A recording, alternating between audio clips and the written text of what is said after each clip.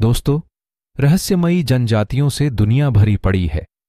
जनजातियों को इनकी परंपरा, रहन सहन और खान पान के लिए जाना जाता है। जहां लोग आधुनिक युग में अपनी परंपराओं को भूलते जा रहे हैं, तो वहीं आदिवासी प्रजातियां आज भी अपनी हजारों साल पुरानी परंपराओं का पालन करती हैं। जनजातियां जिन जंगलों में रहती हैं, उन पर इनका पूरा अधिकार होता है।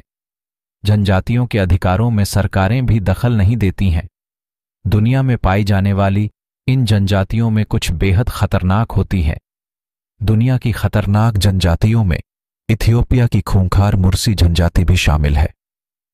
इस खतरनाक जनजाति के बारे में जानकर आपके होश उड़ जाएंगे। इथियोपिया की खूंखार मुर्सी जनजाति के लोग किसी की पल भर में हत्या कर सकते हैं। ये जनजाति किसी की हत्या करना मर्दानगी की निशानी मानती है। यह खूंखार जनजाति दक्षिण इथियोपिया और सूडान बॉर्डर की ओमान घाटी में रहती है। आइए आज हम आपको इस खतरनाक जनजाति के बारे में बताते हैं। दुनिया की खतरनाक जनजातियों में शामिल मुर्सी जनजाति के लोगों के पास ऐसे ऐसे खतरनाक हथियार है जिनसे यह किसी की भी पल भर में हत्या कर सकते हैं। इसलिए इस जनजाति को बेहद खतरनाक मान जाता है। दुनिया भर में मुर्सी जनजाति को अजीबोगरीब रस्मों रिवाज के लिए भी जाना जाता है। इस जनजाति में महिलाओं के नीचे के होंठ में बॉडी मॉडिफिकेशन प्रक्रिया के तहत लकड़ी या मिट्टी की डिस्क पहनाई जाती है। यह इसलिए किया जाता है कि यह लोग बुरी नजर से बच सकें। जनजाति के लोगों का मानना है कि इससे महिलाओं की सुंदरता कम हो जाती है और वह कम आकर्षक लगती है। मुर्सी अपनी मातृभाषा के रूप में मुर्सी भाषा बोलते हैं। यह सुरमिक भाषा परिवार का एक हिस्सा है। मुर्सी मीन और सूरी के साथ साथ क्वेगू से भी निकटता से संबंधित 80% से अधिक सजातीय हैं। 1994 की राष्ट्रीय जनगणना के अनुसार 3163 लोग थे जिनकी पहचान मुर्सी के रूप में की गई थी। 3158 मुर्सी को अपनी पहली भाषा के रूप में बोलते थे, जबकि 31 इसे अपनी दूसरी भाषा के रूप में बोलते थे। डिस्क पहनाने की परंपरा 15-16 साल की उम्र में निभाई जाती है। इसके लिए लड़कियों के होंठ के निचले हिस्से को काट दिया जाता है। घाव पकने तक इसमें लकड़ी डालकर रखा जाता है, फिर सूखने के बाद डिस्क डालते हैं। हालांकि लिप प्लेट के नाम से चर्चित इस बॉडी मॉडिफिकेशन के कारण यहाँ की महिलाएं दुनिया भर के टूरिस्ट की नज़र में आकर्षण का केंद्र बन चुकी हैं। अफ्रीका में अब मुर्सी, छाई और तिरमा जनजाति ही ऐसी हैं जिसमें इस प्रथा का चलन अब भी जारी है। मुर्सी समुदाय की आबादी लगभग 10,000 है। हालांकि इनके क्षेत्र में आम लोगों के जाने पर बैन है। जनजाति के लोग मानते हैं कि किसी दूसरे को मारे बिना जिंदा रहने का कोई मतलब नहीं है। उनका कहना है कि इससे अच्छा है कि खुद मर जाएं। बेहद ही खतरनाक और ताकतवर माने जाने वाले इस ट्राइब के लोग ताकत बढ़ाने के लिए गाय का खून पीते हैं। शौक में ये किसी की भी हत्या कर देते हैं, क्योंकि ऐसा करने में इन्हें गर्व महसूस होता है। मर्डर करने के लिए ये लकड़ियों से खतरनाक हथियार बनाते हैं। ये हथियार इतने तेज होते हैं कि पल भर में किसी की जान ले सकते हैं। टूरिस्ट फ्रेंडली होने के बावजूद भी अगर कोई इनकी सीमा में बिना इजाज़त के चला जाता है तो उसके जिंदा लौटने की कोई गारंटी नहीं। इथियोपिया सरकार ने भी इनसे संपर्क करने पर प्रतिबंध लगा रखा है। मुर्सी जनजाति के लोगों ने सैकड़ों लोगों की हत्या कर दी है। अगर कोई इनकी इजाज़त के बिना इनके क्षेत्र और समुदाय की तरफ चला जाता है तो उसको ये लोग मार देते हैं।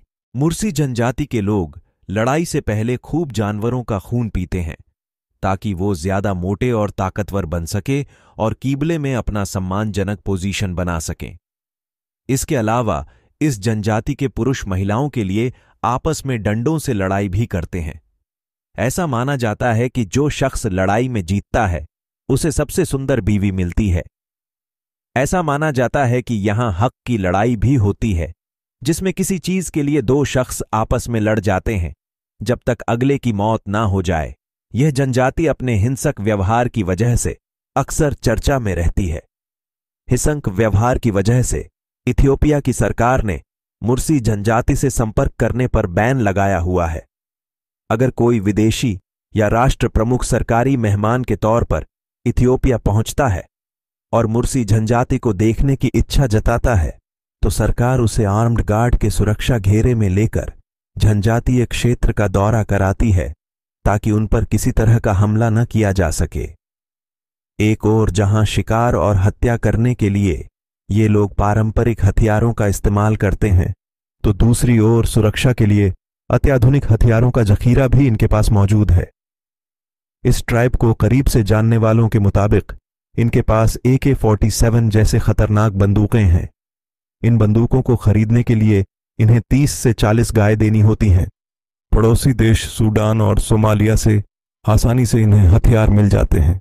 अफ्रीकन पार्क फाउंडेशन और सरकारी पार्क अधिकारियों पर मुर्सी को ओमो नेशनल पार्क की सीमाओं के भीतर बिना मुआवजे के अपनी जमीन देने के लिए मजबूर करने का आरोप है।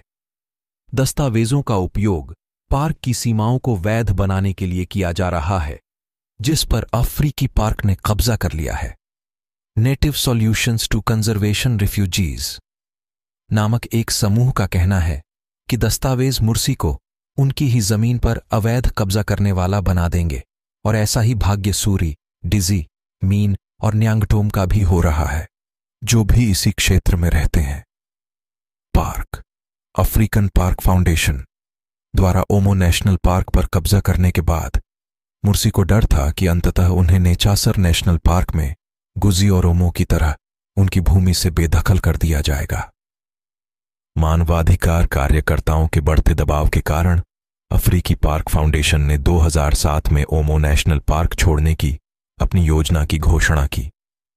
मुर्सी ने जुलाई 2008 तक अपने क्षेत्र को एक सामुदायिक संरक्षण क्षेत्र घोषित कर दिया है और एक सामुदायिक पर्यटन परियोजना शुरू की है। मुर्सी ट्राइब के बारे में आपकी क्या राय है?